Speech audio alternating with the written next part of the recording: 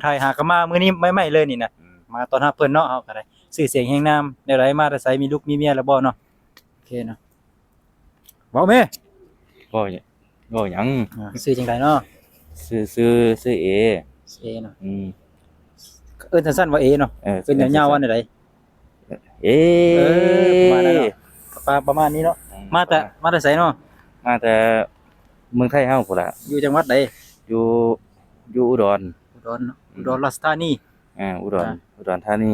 มียามาบ่เอามานำนี่นะมี ว่าเฮาบ่ให้ผ่านบ่ให้ไปนอนได้นี่ได้เฮาก็ต้อนรับเนาะเป็นอย่างดีเนาะมาใหม่มื้อนี้เอาเลย นำกันอยู่ใจเย็น สภาพนี้เนาะไม่ใหม่เลยนี่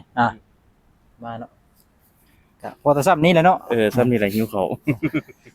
เดี๋ยวค่อยก็จะให้เราไปกินข้าวซะก่อนเนาะตอนนี้เนาะโอเคเนาะมาโอเคเดี๋ยวค่อยสิไปหาบ่ดีบ่นอนให้เด้อโอเคไปเอาขอบใจหลายเดี๋ยวมื้อนี้เริ่มงานเลยมื้อนี้บ่ยากเลย